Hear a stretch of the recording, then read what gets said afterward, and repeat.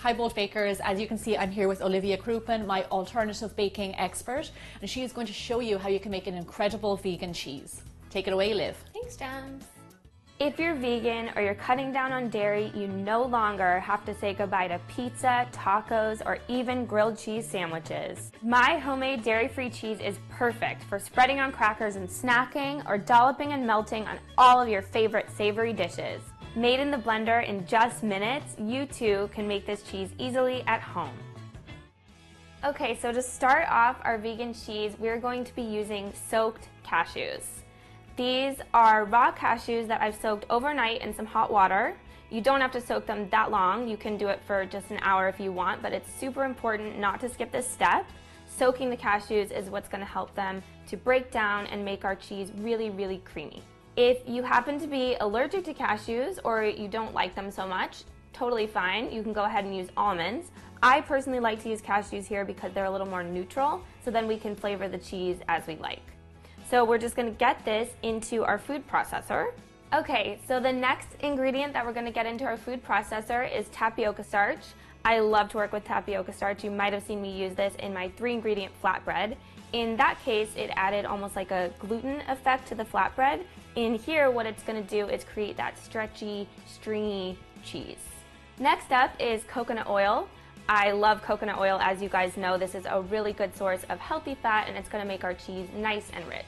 So I'm just going to get that in there, my spatula. So this is the secret ingredient in my vegan cheese. This is agar-agar. Agar-agar is a vegan gelatin, and this is a super important ingredient here. What it's going to do is help the cheese hold together, and it's also going to be what makes the cheese work when it's melty and also set up when it's cold. So we're going to get that in here. If you don't want to use agar-agar here because you're more familiar with Carrageenan moss, which is another vegan gelatin, you can absolutely use that instead. The reason that I've chosen to use agar-agar is because it makes the cheese a little more creamy, whereas Carrageenan moss makes it a little bit more hard. Now that we have all the ingredients that make the texture of the cheese, we're going to go ahead and flavor our cheese. This is nutritional yeast. Nutritional yeast is actually just deactivated yeast. You'll oftentimes see this in salad bars for sprinkling over your salad. The reason is because it tastes and acts kind of like Parmesan. So we're going to get this right in here. So the final ingredients in our vegan cheese are salt and lemon juice. We're going to go ahead and use a hefty amount of salt because I personally like a saltier cheese. If you like it on the more neutral side, you can cut down here. And then we're going to use some lemon juice, and this acid is going to just bring everything together. So now that everything is in our food processor, we're just going to go ahead and give this a good blitz. If you don't have a food processor, you can also use your blender. So we're just going to get the top on here and go to town. I'm going to go ahead and turn on my machine. I'm just going to let it run for a good 1 to 2 minutes. You really want to take your time with this and let the cashews and the coconut oil come together. This is going to break down and look like a super smooth and creamy nut butter, and that's exactly what you're looking for. After a few minutes of blending, you just want to go in with your spatula and scrape down the sides. You just want to make sure that everything is nice and combined. So I'm just going to pop the lid on and take it a little bit farther. Again, what you're looking for is just a super rich and creamy texture. The last and final ingredient in our cheese is actually just water. This is some water that I just boiled. This is about 1.5 cups of water. If you want your cheese to be a little softer and more creamy, add the full amount. But if you want it to be a little harder, you can hold some back. So what we're going to do is turn on our food processor and slowly stream this in. So the water is going to go ahead and start activating the agar-agar, and this is what's going to start to thicken the cheese. You want to stream the water in kind of slowly and give it time to just combine with all the other ingredients and again wake up that agar-agar. So this looks great. Our cheese mixture has come together, and now we're moving on to our next step. We're just going to pour our cheese mixture into a medium saucepan over medium heat. And what you want to do is whisk consistently for just 1 to 2 minutes. What you'll see is pretty magically, after 2 minutes, it'll start to thicken up and it'll have the texture of a queso cheese or even a white cheddar fondue.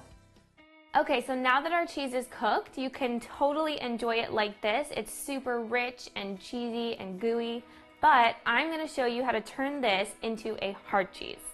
So what we're gonna do is we're gonna get it into a small bowl. This is a nice small bowl that I've greased with a little bit of coconut oil just to make sure that our cheese will release. And also, another really nice trick, I like to take a strip of parchment paper and line that along the bottom of the bowl so we can just lift out our cheese. So all we're gonna do is get our hot cheese mixture into here. So now that our cheese is in our bowl, we're just gonna use the back of our spatula to gently press it down and smooth everything out. You're really just looking to get rid of any air bubbles so that when you turn your cheese out, it looks nice and smooth. So this is already starting to set up. This is exactly what you want.